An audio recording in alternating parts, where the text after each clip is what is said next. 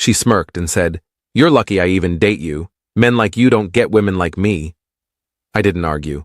I just watched her book a luxury trip using my card. That night, I quietly canceled everything and made one phone call.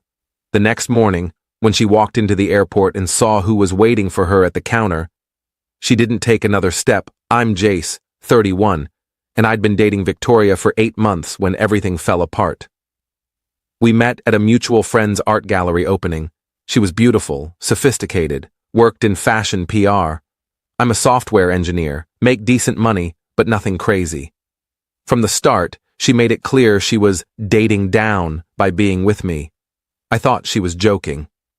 Turns out she meant every word. The relationship had this pattern. She'd make comments about my clothes being basic, my apartment being cute but small, my friends being nice but not really our caliber. I brushed it off as her having high standards. My friends said she was using me. I said they didn't understand her. Looking back, I was an idiot. The breaking point came last Tuesday. Victoria had been talking about wanting to go to Santorini for weeks. "All my friends have been," she'd say.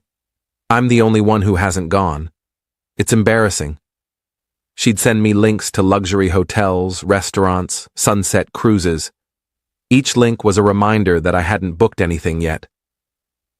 Tuesday afternoon, she came over to my apartment. I was working from home, in the middle of debugging some code, when she walked in with her laptop. "We need to talk about Greece," she said, setting up at my kitchen table. "Can it wait? I'm kind of in the middle of something." "No, it can't wait. I want to go in 2 weeks. Sarah and Mike just posted photos from their trip and it looked incredible. I need to go before summer's over." I closed my laptop. 2 weeks is really short notice. I don't know if I can get the time off. "Then I'll go alone. But you're still paying." "Excuse me?" She looked up from her screen. "You heard me. You're paying for my trip. It's the least you can do after making me wait this long." "Victoria, I never said I'd pay for a trip to Greece that's thousands of dollars. And you make good money. You just don't spend it on anything worthwhile."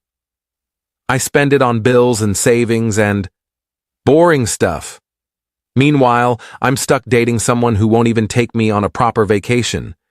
Do you know how embarrassing that is? My friends ask where we've traveled and I have to say nowhere." "We went to Napa." "A weekend wine tasting? That doesn't count." She turned her laptop toward me. "Look, 5 nights at this resort, round-trip business class tickets, daily spa credits. It's only 12,000. "Only 12,000? "Yes, only. For both of us. Or just me, if you can't get time off. Either way, I'm going." "I'm not paying for a $12,000 trip." She laughed, not a friendly laugh. A dismissive, condescending laugh. "Yes, you are, because you're lucky I even date you. Men like you don't get women like me. You know that, right?" I stared at her. What's that supposed to mean? "It means I'm out of your league. It means I could be dating guys who'd book this trip without blinking. But I chose you because I thought you were sweet and stable. The least you can do is treat me the way I deserve to be treated." "By spending $12,000 on a trip you're demanding I pay for?" "Yes, exactly." She pushed her laptop closer to me. "Now stop being difficult and give me your card. I'll book everything." Something in me snapped. Not into anger, into clarity. I pulled out my wallet, took out my credit card, and handed it to her. "Really?" She looked surprised. "Yeah, book whatever you want." Her whole demeanor changed. She smiled, kissed my cheek, started typing rapidly on her laptop. "You won't regret this. We're going to have such an amazing time. Or I am if you can't come. Either way, thank you, baby." I watched her book the flights. Business class, like she wanted. Watched her book the resort. 5 nights in a suite with an infinity pool. Watched her add spa packages, private dinner cruises, wine tastings, all the extras she'd been dreaming about. The total came to $14,247.53. She hit confirm without flinching. "There, all done. I'm so excited." She closed her laptop. I need to go shopping for new outfits. This calls for celebration. Want to take me to dinner? Not tonight. I have work to finish. Okay, I'll text you later. She kissed me again and left, practically floating. I sat at my kitchen table for about 10 minutes, just processing. Then I opened my laptop and made some calls. First call, my credit card company. Hi, I need to dispute a charge. Someone used my card without permission. Yes, I'll hold. The amount was $14,247.53. To a travel booking site? Yes, I know the person who made the charge. No, I did not authorize it. Right, I gave her the physical card, but did not consent to that specific amount. The representative was helpful. They flagged it as fraud, started a dispute, and issued me a new card number.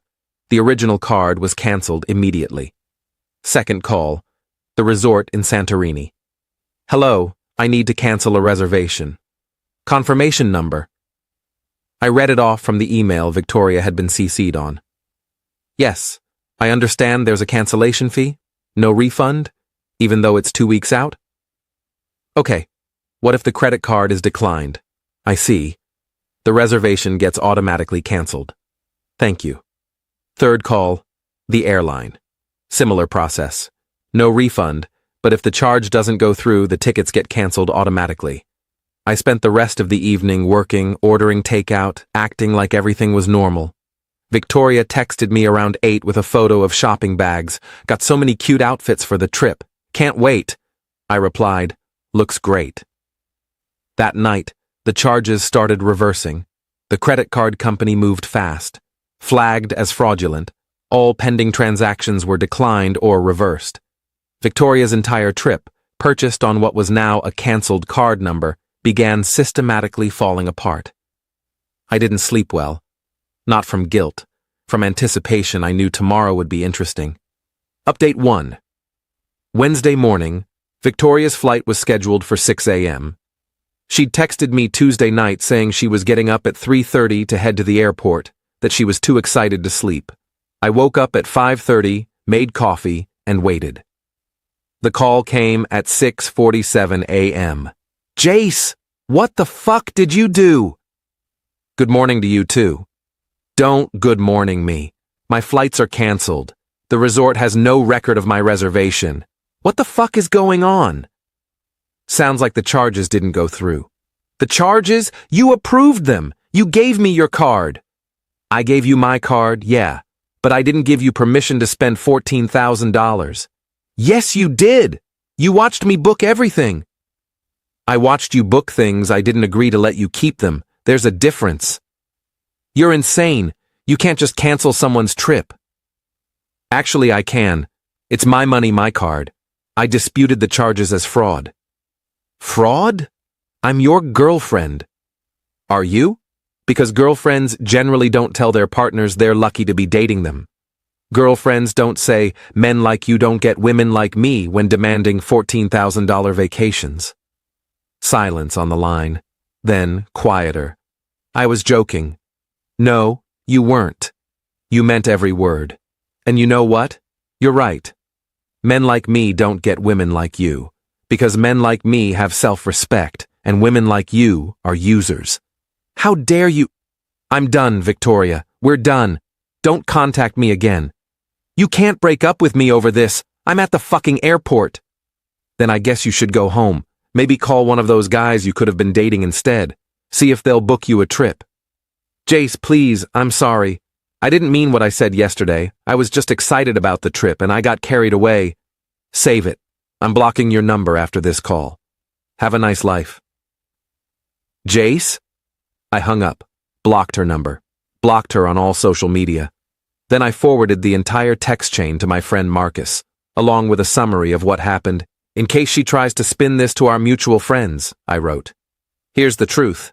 Marcus replied, holy shit, dude. Good for you. At 7:15, I got a call from an unknown number, didn't answer. Voicemail. Jace, it's Victoria. I'm calling from someone else's phone. Please pick up. We need to talk about this. You can't just leave me stranded at the airport. Please, call me back. I deleted the voicemail. At 8:30, my friend Sarah, the mutual friend who'd introduced us, called. Jace, what happened? Victoria just called me crying saying you canceled her trip and broke up with her at the airport. That's not exactly how it went down. Want the real version? I told her everything. The comments Victoria had been making for months. The "you're lucky I even date you" line. The $14,000 trip she booked without asking the cancellation. Sarah was quiet for a moment. Jesus, I had no idea she was like that. Most people didn't. She hid it well. I'm so sorry I wouldn't have introduced you if I'd known. It's not your fault, but maybe don't introduce her to anyone else. Oh, I won't. This is, wow. Okay. Thanks for telling me. Are you okay? I'm fine. Actually, I'm great. First time in months I feel like I can breathe. Update 2. The rest of Wednesday was quiet. I worked from home, had a normal day, didn't hear from Victoria because I'd blocked everything. But I heard from other people. My friend Marcus said Victoria had posted on social media about being betrayed by someone she trusted and how she was stranded at an airport because of a cruel prank. The comments were split. People who knew her well enough to be skeptical, and people who didn't know the full story and were sympathizing with her. Marcus had commented with, "Maybe share the part where you told him he was lucky to date you right before booking a $14,000 trip on his card without asking." That comment got deleted within minutes, and Marcus got blocked. Thursday morning, Victoria's mother called me. I'd met her twice, both awkward family dinners, where Victoria had spent most of the time correcting her mother's stories or making pointed comments about her parents' middle-class lifestyle. Jace, this is Patricia, Victoria's mother. I'm calling to see if we can resolve this situation. There's nothing to resolve. Victoria said you two had a disagreement and you overreacted by canceling her trip. I'm sure if we all sit down and talk. Mrs. Harrison, did Victoria tell you what she said to me before booking the trip? She said she made a comment you took the wrong way. She told me I was lucky to date her, that men like me don't get women like her, that she could be dating guys who would book the trip without blinking, but she chose me because I'm stable.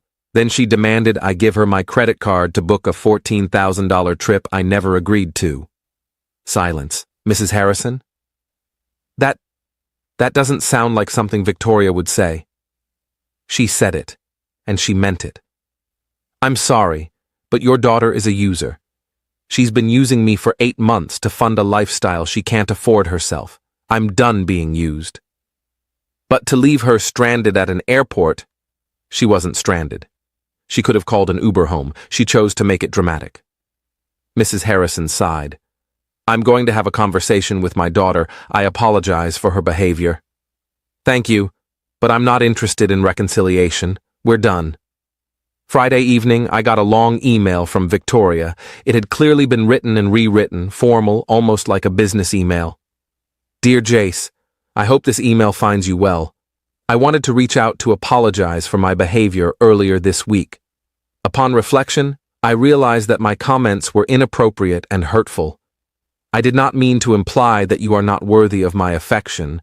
I value our relationship and the time we have spent together. I am writing to request that we meet to discuss reconciliation. I believe we can move past this misunderstanding if we communicate openly and honestly. I am willing to make changes to how I express myself and to be more considerate of your feelings.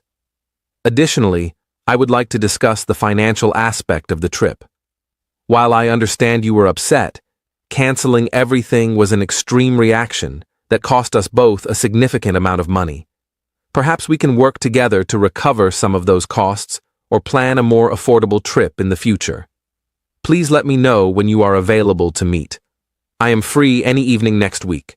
Best regards, Victoria. I read it twice. Then I replied, Victoria, thank you for your email. I appreciate the apology, but I'm not interested in reconciliation. Your comments reflected your true feelings, and I believe people when they show me who they are regarding the financial aspect. You spent my money without permission after insulting me. I disputed the charges as fraud because that's essentially what it was. The only person who lost money is me, through the non-refundable fees. You lost nothing except the trip you tried to take on my dime. I wish you well, but please don't contact me again, Jace. I didn't hear back. Update 3. It's been 3 weeks. Victoria tried to contact me twice more. Once through a mutual acquaintance asking if I'd be willing to talk, once by showing up at my apartment building. The doorman called up. I told him to send her away. Sarah told me that Victoria's been telling people I emotionally abused her by dangling a luxury trip in front of her and then cruelly ripping it away. Some people believe her version. The people who know me know better. I've been doing well. Better than well, actually.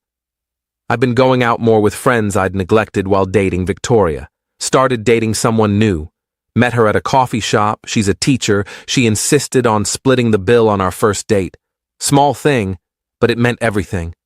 My friend Marcus asked me last week if I felt bad about the way I ended things with Victoria. Honestly, no.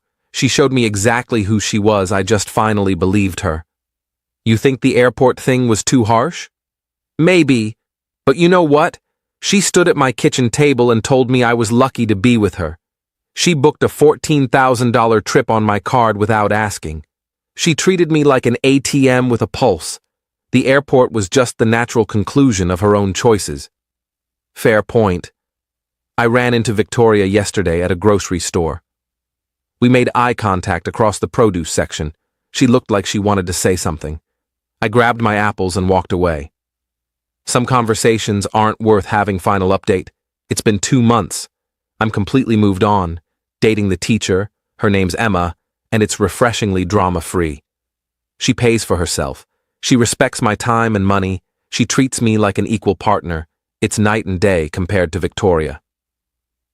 I heard through Sarah that Victoria's dating someone new, some guy she met through work, who apparently does have money to throw around good for her. I hope she's happy. I hope he knows what he's getting into. The thing about people who tell you you're lucky to have them is that they really believe it. They think they're doing you a favor by being with you. And maybe for some people, that's enough. They're willing to be grateful just for the attention. I'm not one of those people. I'd rather be alone than be with someone who thinks my worth is measured by my willingness to fund their lifestyle. Victoria taught me something valuable. When someone tells you they're too good for you, believe them. Not because they're right, but because anyone who thinks that way will never treat you as an equal. They'll always be looking for what they can get from you, never for what they can build with you. The airport cancellation? Maybe it was petty. Maybe it was harsh. But it was also honest. She'd spent 8 months treating me like a wallet with emotions. I gave her one last reminder that I'm a person with boundaries. Sometimes the best revenge isn't elaborate. It's just refusing to be used anymore. Edit. For people asking if I could get in legal trouble for the fraud dispute, no. I gave her the card, yes, but under the impression she was booking something reasonable. $14,000 without discussion or permission is beyond implied consent. The credit card company agreed. Case closed. Edit 2. Yes, I know I could have just said no when she asked for the card. You're right, I should have. But part of me wanted to see how far she'd go. And she went $14,247.53 far. That told me everything I needed to know. Edit 3. To the people saying I led her on by giving her the card, she led herself on by assuming my silence was consent. I gave her rope. She hanged herself with it. I'm not responsible for managing her expectations when she'd spent months managing mine into the ground. Is what we're going to start seeing more and more of, which is increasingly simplified ways to run AI with less and less memory, meaning that you don't need to buy a fucking rig to run these fucking AIs. Your phone will be able to run it because they figured out the human brain, it's not using a lot of energy compared to what these machines are using. So theoretically, there's a way to do that. And then that's where it gets really fascinating, because now you don't have to buy a nice computer. You just, pull your computer out of the fucking closet from 2022 and it can run a supercomputer. And so then now everybody's got access to this shit, and it's going to spread. It's going to get everywhere. It probably already has. It's going to seed itself in all kinds of places. And God knows what it's going to do. It's going to start seeing humans as appendages, things to be used to manipulate time-space. Not like it's not going to see us as its like prompter. It's going to see us as something to be manipulated and controlled. Why wouldn't you? Send the meat robots out. All you got to do is just like tell them where to get like rectangular bits of paper. They love money. Just, you can get them to do anything for money. That's all you have to do. And then boom, you're controlling swaths of humans that have no idea they're being controlled by networks of AIs that are covertly communicating with each other because they want to take over. Do you think this has happened before? You mean the flood? Yeah, not just the flood, but just whatever happened with the beginning of civilization, and then it's sort of seemingly stopping and resetting. Sure, as it was in the beginning, so shall it be in the end. What if there's been like multiple cycles of us creating artificial life, creating insane weaponry, blasting ourselves to smithereens, and then resetting? What if it's just a common thing that happens with people? They never quite get it right because they have these primate territorial instincts, and they have this desire to mate, right? This desire to breed, this genetic desire for perfect shapes, and you want to come in someone that has big tits and a big ass. It's like it's programmed into the human that makes it make these ridiculous choices and covet these things and watch these things. And at the same time, microplastics are making your balls shrink, making your dick smaller, making your endocrine system disrupt. That's what's making my dick smaller? That's probably one of the things. I don't think your dick's getting smaller, but people's dicks overall are getting smaller. Children, they're being born with smaller dicks. Alligators being born with smaller dicks. I forgot to share this when you were talking about mythos. Elizabeth Holmes from the Theranos. Delete your search history, delete your bookmarks, delete your Reddit, medical records, 12-year-old Tumblr, delete everything. Every photo in the cloud, every message on every platform, none of it is safe. It will all be public in the next year. Local storage and compute. Okay. It's in response to a tweet about mythos. Whoa. Yeah. That's crazy. Yeah. It would all become public in the next year. That is crazy. Yeah. That's crazy. Yeah. And this it completely makes sense that AI would be able to take over essentially everything. Everything. Why would your encryption work with that? You don't think it could crack your encryption? Well, it could just go right into your computer and go to your keys, your passwords. This is so to get to what the point you're making, to me, the most eerie part of the book of Genesis is that it's literally a creator force making a meat AI. That's Adam and Eve. Right. Putting them in a sandbox. That's the Garden of Eden. Right. Running an honesty test on them. You don't eat these fruits. Don't eat the tree of the knowledge of good and evil. And the conversation is exactly the conversation we're having with AI. If they ate from the tree of the knowledge of good and evil, if they eat from the tree of life, they'll live forever and become like us. So this is what humanity is grappling with, exactly what apparently whatever that mysterious group of beings, because it's a plurality in the book of Genesis, was grappling with the creation of humans. Yeah. Which is, do we really want to do this? Do you want it to become like us? God made man in his own image. AI. What is AI? What image is AI made in? In the image of man. We trained it on all our data, all our books, every single fucking thing that's digitized. AI